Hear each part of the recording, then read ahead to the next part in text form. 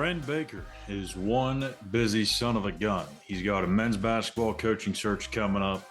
He's got to fend off all these rumors about the Missouri AD opening, and he's also apparently in talks with Neal Brown, the head football coach at WVU, on a new contract. I'm Schuyler Callihan. This is Between the Eers.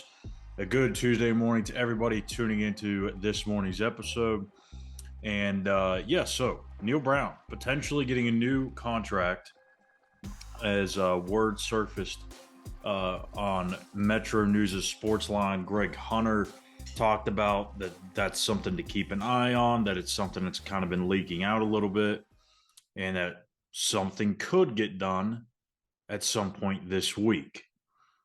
This sparked a little bit of a controversy on social media, as you would expect. And look, I'm here to tell you there's nothing to worry about. This is very normal, even after just one really good season or one decent season in most cases. You can't have a coach on a contract with 3 years left. It's just not the way that you should operate, number one. And number two, from the head coach's perspective, it's kind of hard for him to go out and recruit to high school kids that are going to be here through 27, potentially longer, and he's only under contract through 26. So I think the biggest thing is you got to have job security when you go and pitch to these kids in recruiting, not just high school, but transfer portal and so on and so forth. But also, too, it's not just because they won 9 games. And that's not – I think that's something that people were misunderstanding is Wren Baker sees they win 9 games and all of a sudden that erases everything that happened before that. That's not the case at all. When you look at these contracts, in large part, most of them are for the optics, right? It's for one, the years really only mean anything for the recruits because they don't really understand the depths and and everything else that comes with the contracts. They don't really understand the buyouts and all that. They just look at it and say, hey, this coach is here for this amount of years. So you check that box. Secondly, the buyout right now is not in favor of West Virginia. So if something were to happen, something were to go sideways, the program just takes a nosedive, and all of a sudden they're back to what we had seen the first 4 years into this regime. If you move on from Neal now, it's going to cost you a pretty penny. Obviously, that gets cheaper over the next 2 years. I think whittles it all the way down to roughly $3 or $4 million by the end of his contract. But at that point, you might as well just hold on to him. In this new deal, potential new deal that's going to happen, I expect it to be very school friendly. But it's also going to be very Neal friendly in that he's going to get probably a pretty significant bump. I'm not saying he's going to be the most highest paid. He's not going to be the highest paid coach out there. He's not going to be the highest paid coach in the Big 12 or anything like that. But he's probably going to get a couple $1 million onto his annual average salary. And he should. I mean, look, Lance Leipold at Kansas, he just got a new deal. And I think he was around the same ballpark as what Neal was making, which is about $4 million. He's now up over 7 at Kansas. And this is really the part that I think people don't really look at. This is the competitive side of it. And again, it's not so much that West Virginia or Wren Baker is afraid and shivering in their boots that they're going to lose Neal Brown to somebody else. That's not the case at all. But with this, you're probably going to have to sit down and talk about the assistant coach pool, which needs to be raised. But if you're raising the assistant coach pool, you also want to raise the head coach's salary.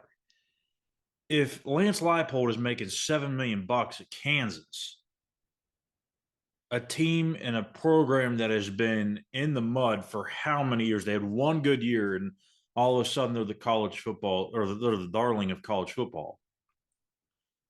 If they're going to invest that kind of money, why can't West Virginia?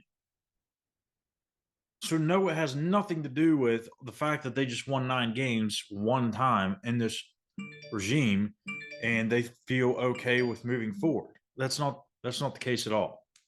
As a matter of fact, Lance Leipold just won 9 games at Kansas. Now you could argue that that's a much better coaching job considering what he took over, and I wouldn't argue with that. That is one of the best coaching jobs, if not the best coaching job in college football. However, you got to remain competitive.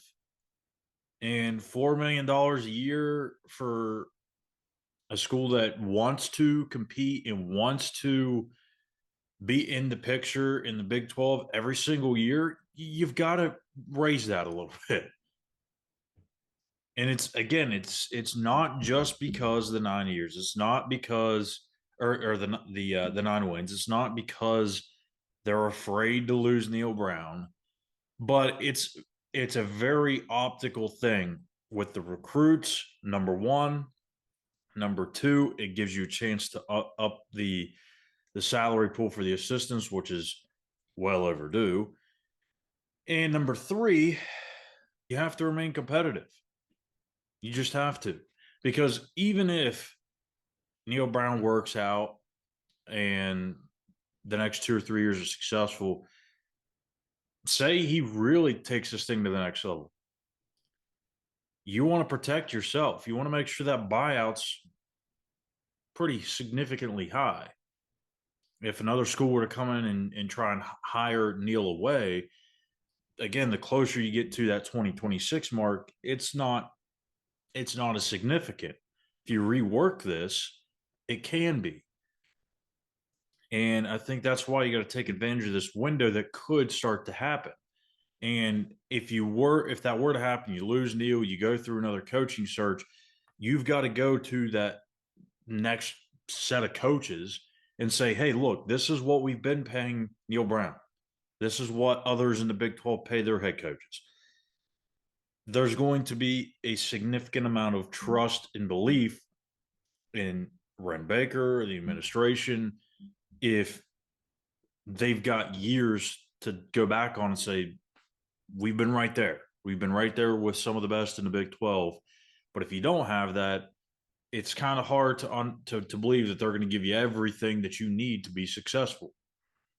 So I 100% agree with this decision if it is something that's going to happen. I think it needs to happen. Again, it doesn't have to be giving Neal, 12 million bucks a year. It doesn't mean to extend them to 2035. It's nothing going to be crazy. I promise you. Wren Baker is a very thoughtful and very wise person when it comes to money, when it comes to decisions. He's not going to do anything ridiculous that's going to put him or this athletic program in a tight spot. If anything, it's going to help it. So let's just take a step back. Let's take a deep breath and just see what happens. Something may not even happen. This is all preliminary stuff. All right. So there's nothing official yet.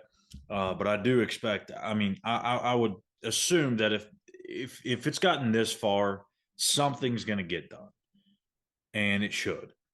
Um, you know, 1 year where the NIL situation was really good and it resulted in 9 wins. I don't care if the schedule was tough or not. When you looked at the roster, was it a 9-win team? Still probably not, even with that schedule.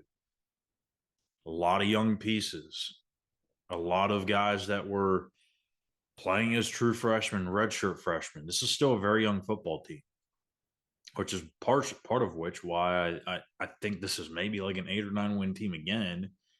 People may freak out about that because it's not Big 12 champs or anything like that, but this is a team that's still building. So we'll see what happens. Neal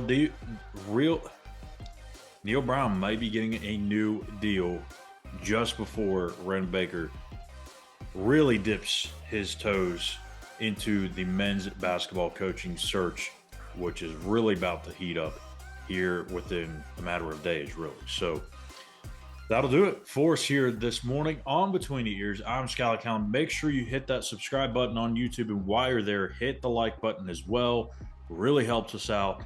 And go over to X and follow us at the same handle, Mountaineers Now. We'll be back here tomorrow with another episode.